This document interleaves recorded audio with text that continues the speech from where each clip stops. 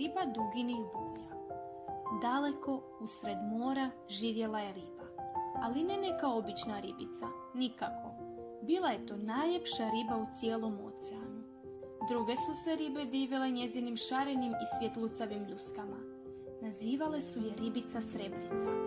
Dođi ribice Srebrice, igraj se s nama, pozivale su je. Ali Srebrica je bila tašta, nije se obazirala. Plivala je njemo i oholo pokraj njih. Mala plava riba bila je uporna. Ribice krasotice, čekaj me, pokloni mi samo jednu ljuščicu. One su prekrasne, a ti ih imaš tako mnogo. Zar da tebi poklonim dragocjenu ljusku?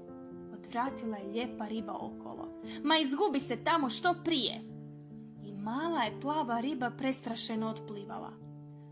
Uzbuđeno je ispričala prijateljicama svoj doživljaj. Otada se više ni jedna od njih nije željela družiti sa umišljenom Srebricom. Čim bi se pojavila u njihovoj blizini, odmah bi se udaljile i ostavili je samu. Što je vrijedila Srebrici njezina blistava ljepota ako joj se više nitko nije divio? Sada je bila najosamljenija riba u cijelom oceanu. Jednog se dana potužila morskoj zvijezdi i rekla joj žalosno: pa ja sam ipak lijepa, zar me nitko ne voli? U pećini iza korenog grebena živi mudra hobotnica osmokraka. Možda ti ona može pomoći, savjetovala je morska zvijezda Srebrici. Ubrzo je našla pećinu. U njoj je bilo tamno, jedva da se nešto naziralo, ali iznenada su iz mraka zasvjetlila dva oka. Čekala sam te, reče osmokraka dubokim glasom. Valovi su mi ispripovjedali tvoju priču, zato poslušaj moj savjet. Pokloni svakoj ribici po jednu svoju ljusku. Tada više nećeš biti najljepša riba u oceanu, ali ćeš opet biti sretna. Srebrica je željela kazati još nešto, no hobotnica osmokraka iščeznula je u tamnom oblaku tinte.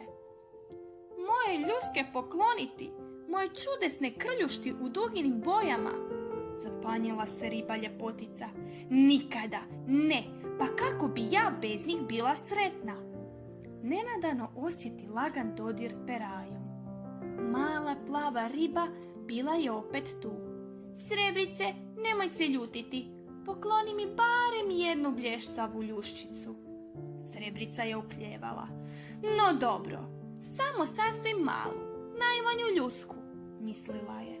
To se neće ni primijetiti. Pomno potraži i iščupa najmanju ljusku. Evo, poklanjam ti je, ali sada me ostavi na miru. Puno hvala, rekla je mala plava riba zadovoljna. Ti si dobra, Srebrice. Ribi ljepotici godila je pohvala. Odjednom se osjećala vedro i smireno. Još je dugo gledala za malom plavom ribom koja je presretna plivala morem uzduž i poprijeko. Mala plava riba sa blistavom ljuščicom kretala se vodom poput strijele. I nije prošlo mnogo vremena, a Srebrica je bila okružena mnoštvom malih raznih riba. Sve su one željele po jednu blistavu ljusku. I zamislite, Srebrica je dijelila sve svoje ljuske, desno i lijevo, i nije ih nimalo štedila. I još je pritom bivala sve sretnijom. Što je više oko nje u vodi svjetlucalo i blistalo, to se bolje osjećala među ostalim ribama. Napokon je Srebrici, ribi duginih boja, ostala samo jedna blistava ljuska. Sve druge ljuske je poklonila, a bila je sretna kao nikad do tad.